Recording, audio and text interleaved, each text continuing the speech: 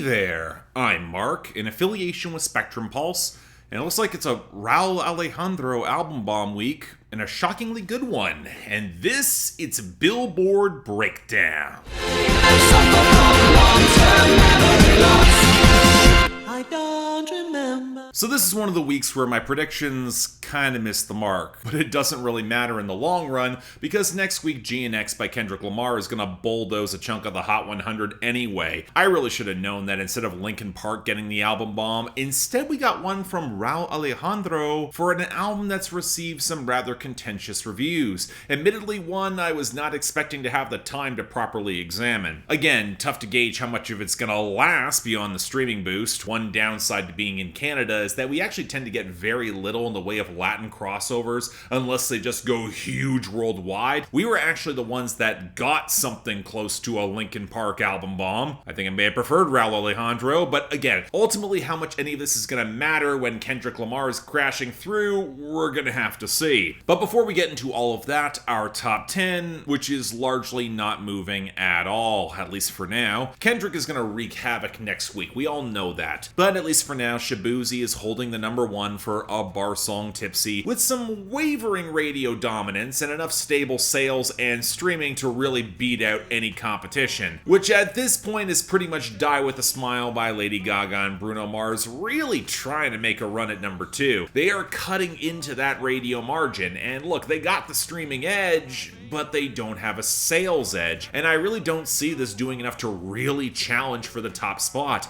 at least not at this point with the weeks ahead. Now this leaves Birds of a Feather by Billie Eilish at number 3. Again, she's got better streams, but she's lagging on the radio, which is now in free fall, and that potentially exposes weaknesses for Lose Control by Teddy Swims to make up ground. Hell, it actually gained a spot to number 4, and even though it's losing a lot of radio and fast, it had a good streaming week. And somehow, that wound up enough to overtake Espresso by Sabrina Carpenter down at number 5, as she also hit a radio brick wall, and her streaming's actually considerably worse. Now this could open the door for That's So True by Gracie Abrams at number 6, given that she is dominant on streaming, but radio is just not touching her yet as a newer name, which kind of strands her above I Had Some Help by Post Malone featuring Morgan Wallen at number 7, where it's just losing across the board, but not exactly that fast. There's still real inertia there. Hell, it held up over Taste by Sabrina Carpenter at number 8 despite its radio gains, chalk that went up to streaming just not getting more traction. Beautiful Things by Benson Boone still at number 9, where the radio is just taking its sweet goddamn time getting rid of it, and Love Somebody by Morgan Wallen at number 10, which is really trying to make a radio run, but the streaming is already starting to fall back, and that could make inroads going into the next couple weeks of Kendrick Lamar and holiday music rather difficult. And that naturally takes us to our losers and dropouts. We got a couple larger cuts in the latter group that look like they're exiting naturally. Pink Skies by Zach Bryan, Austin by Dasha, Kalani by Jordan Adetunji, and Mamushi by Megan Thee Stallion featuring Yuki Chiba. But when we get to our losers, well, let's start off with Tyler, the Creator. Saint Chroma with Daniel Caesars at 37, Darling I with Tizo Touchdown at 57, Ratata at 70, Thought I Was Dead with Schoolboy Q and Santa Gold at 75, Noid at 84, and Balloon with Doechii at 99. Outside of them, well, Zach Bryan had a bit of a tough week, with High Road falling off the debut to 51, and 28 slid down to 92, and the regional Mexican scene saw some blows, with La Patrula by Pesa Pluma and Netin Vega at 90, and Dos Diaz by Pesa Pluma and Tito Double P at 67, with just Tito Double P's El Locoron hit 91. Finally, You Look Like You Love Me by Ella Langley and Riley Green hit 46, Shake That Ass Twerk Song by Boss Mandilo hit 73, and New Drop by Don Toliver hit 93. Can't say I'm really surprised by any of these.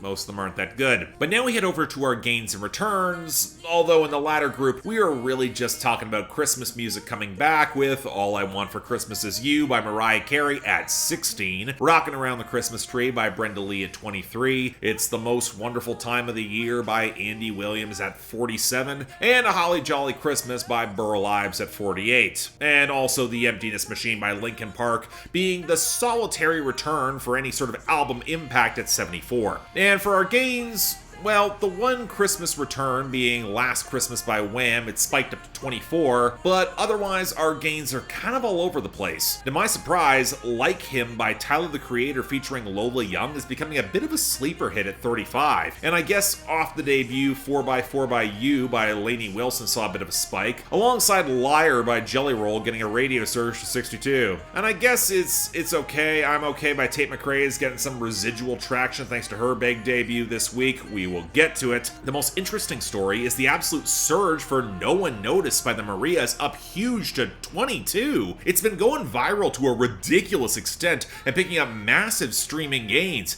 and yet for its sound to see so much motion? Yeah, okay, net positive. I sure as hell am not complaining. And yet before we get to those new arrivals, again, I can't believe I'm saying this, Rauw Alejandro just scraped into album bomb territory with 6 new arrivals, so I'm covering the best, the worst, and anything within the top 40. Outside of those, Dejame Entrar at 96, Revolu with Feid at 88, C'est Few with Laura Pausini at 82. That song embraced a richer synth rock tone, and honestly in a weaker week could have made my best of the week. I really enjoyed the bombast there. Tu Con Elle at 69, and K with Romeo Santos at 60. Really do love the horns and the salsa groove in those last two though. But okay, that makes my job a little bit easier. Something Kendrick Lamar will not be doing next week, but now on to our relatively limited list of new arrivals. Starting off with number 97, Neon Moon by Brooks and Dunn featuring Morgan Wallen. To watch your broken dreams dance in and out of the beams of a neon moon. Well, this is kind of awkward, but it at least is a chance for me to provide you all a little bit of history. This is Neon Moon by Brooks and Dunn, a classic neo-traditional country song from 1991 with that sweet little guitar rollick anchored by plentiful pedal steel and fiddle at just the right moments, a nice little guitar solo, and excellent harmonies from Kix Brooks and Ronnie Dunn. The sort of tear in your beer barroom song where it strikes that perfect balance between tragic misery and some winsome yearning. Look, it's a song of my childhood, I could sing it in my sleep, and what you might know is that it went 5 times platinum in the 90s and it went to number 1 on the Hot Country charts. Before now, it never touched the Hot 100 at all. Now, this is because the Hot 100 did not used to be a full all-genre chart. You had to get shipped to pop radio to even sniff it, which is why whole subgenres and genre movements that garnered a ton of critical acclaim and in actuality had real presence in popular culture never touched the Hot 100. In the late 80s and early 90s, that neo-traditional country movement was very much shortchanged. But you know what? The song is a staple. Casey Musgraves teamed up with the duo to cover it in 2019 with this haunted, borderline dream country tone that's more synthetic but really damn cool. And now in 2024, Morgan Wallen is being that same kid of the 90s that I am, with another cover for a project where Brooks and Dunn are re-recording all their old hits with modern collaborators, and it winds up being a lot less adventurous. That's not a bad thing. You can tell that Morgan Wallen has a reverence for a classic that he knows he cannot screw up. The warmer guitar tones, they feel a little bit more modern in comparison with that 90s original, and the harmonic interplay is played up a little bit more, although Ronnie Dunn's voice has taken a beating over the years and you can kind of hear it. But at the end of the day, the song is a classic. I don't think there's a way for me to be objective and not call it excellent. If you haven't heard it or you don't know it, well, here's your chance. Check it out. Great song. Number 71, Good News by Shaboozey. It's like being lonely, trying to get away from me, oh me. Still stuck singing these blues. All I really need is a little good news.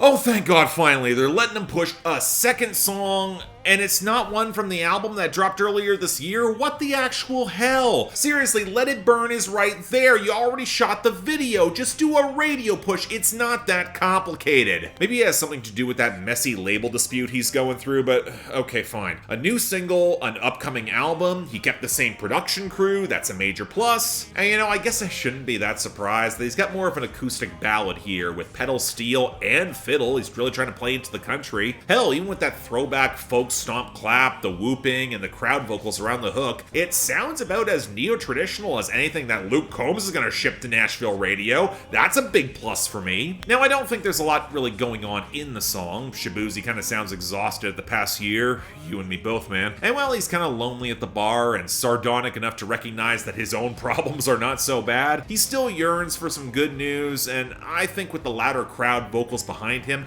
the sentiment feels very earned. So yeah, perhaps not my choice of a song for him to push, but it's gonna work just fine. It's a really great song to boot. Yeah, I'll take this too. Check it out. Number 68, All Girls Are the Same Too, Insecure by Juice WRLD and Nicki Minaj. Your insecurities will get the best of me. It's been 5 years.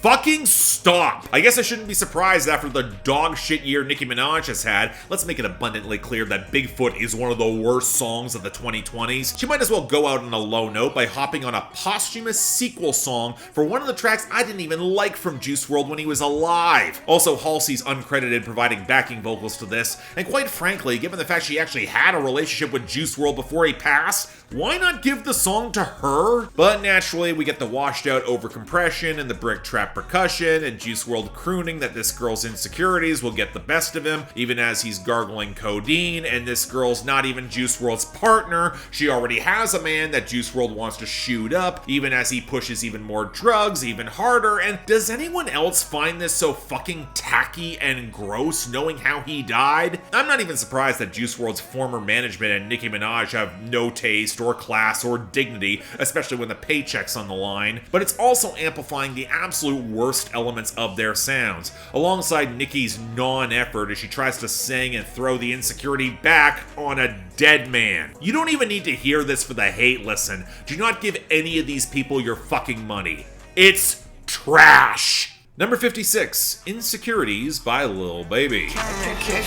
Ain't texting a couple of hours, she call me and tell me that she feel neglected. I done took me a piece of her ass on some stand woke shit and I'm texting my ex bitch. I can get them sent right to your doorstep, no matter the state, bro, I'm really connected. And now the second trap song this week focusing on insecurities, and you know what, I had no expectations for Lil Baby at this point, but color me kind of impressed with this one. It takes a maximalist approach to the cascading pianos and the arranged gloss as the trap words provide more of a foundation for that thrumming bass. The production here really has so much bombastic flair and underlying melody that you can argue Lil Baby just does not have the personality to really keep up and shine through. Although, given the song only runs for 2 minutes with only 2 verses, it doesn't exactly waste that much time either. But I think Lil Baby's flow is actually pretty solid. The double time in the hook is a good change-up, helps differentiate it. And when it comes to the content, honestly, not a lot really going on, as Lil Baby tries to really buy this girl's affections by promising to keep her out of the streets with traveling, designer brands, where he even fell for her insecurities as he tells her to break up with her current boyfriend. But the odd thing is that if you go to the first verse, he's talking about a relationship issues that he's currently in.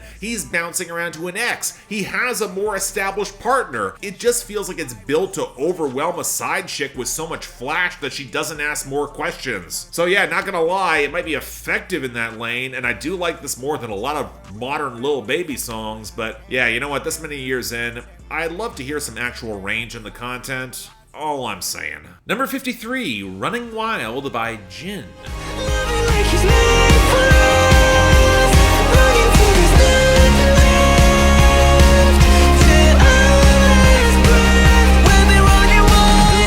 So here's the funny thing, the last time I reviewed a Jin song was just over 2 years ago on Billboard Breakdown, and I actually remember liking it a fair bit, so it did give me some expectations, and the immediate shocking thing is that with that fluttery guitar line behind the sugary synths and the fizzier beat, the main vocal melody line, it almost reminds me of Muse's Starlight. Odd point of influence, I guess, but I think I'd prefer that to the rather cheap sounding vocal overprocessing, and how all the tones are crushed into mush around that falsetto hook. And when you recognize the song is all about trying to recapture that wild feeling of being wild in love. I guess it's not a big surprise that a member of BTS knows it's going to play to their audience, long overdue. But you'd also think a song like this would go for a little bit more grandeur. It's got the momentum, it's got a credible hook, it could go over the top, but after 2.5 minutes and just 2 verses, there's no bridge, there's no final crescendo to go over the top, so it winds up feeling a bit like a fragment that's gonna probably get eaten up anyway. I'm not saying that's bad, I like a lot of the creative DNA here, but they could have done more with it. All I'm saying. Number 41, Two Hands by Tate McRae.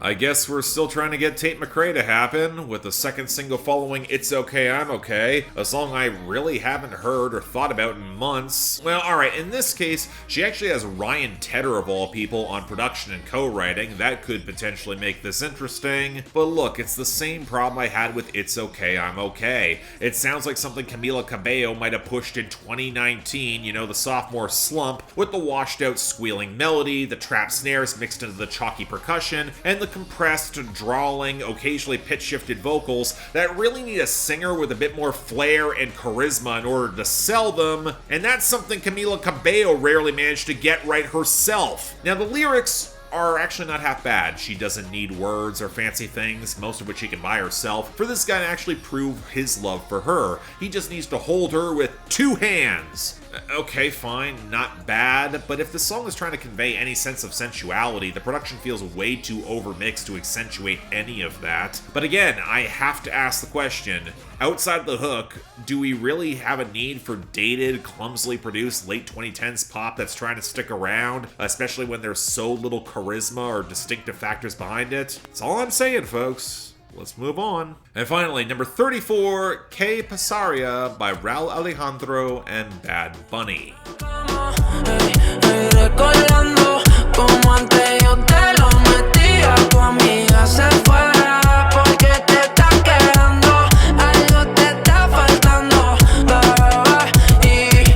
So the frustrating thing about the new Rauw Alejandro album isn't that it's precisely bad so much as that it feels very compromised. He wanted to push for a salsa-influenced New Yorkan sound with more horns, vintage swing, but you can't abandon the stock reggaeton entirely with the obvious guest features and the blocky percussion, the washed-out melodies, and all the horny abandon, right? But that's the thing, Rauw Alejandro attempted to do just some of that with his more synth-inflected last album, and it did pretty well. Hell, it's the reason as a non-Spanish speaker who's kind of lukewarm on this sound that I recognize Rauw Alejandro as a unique artist on the charts. He's got more creativity. And to his credit, a significant chunk of the album has some of that experimental flair. A fair amount of it charted, alongside the bog standard reggaeton, and naturally the biggest one with the Bad Bunny feature landed and charted the highest. And again, it's not even that bad. Yeah, the reunion to Fucking Behind a Friend's Back, the lyrics, they prompted some eye rolls when I translated them, and I really do miss when Bad Bunny added some level of emotional complexity to cuts like this in his lyrics. But you know what, the noisier percussion backing up the rhythm has a little bit more swagger,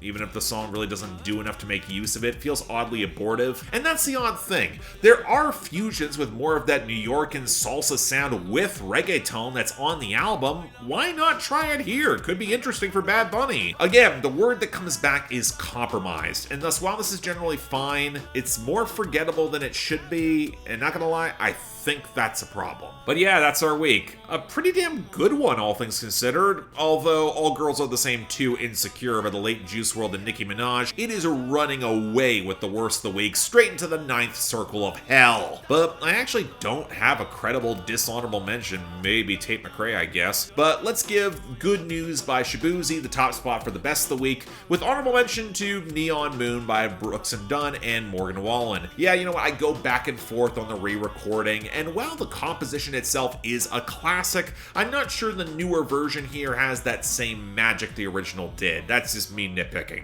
Now, next week, we got a whole lot of Kendrick Lamar coming. Stay tuned for that. But until then, I'm Mark. You're watching Billboard Breakdown, affiliated with Spectrum Pulse. And I'll see you next time.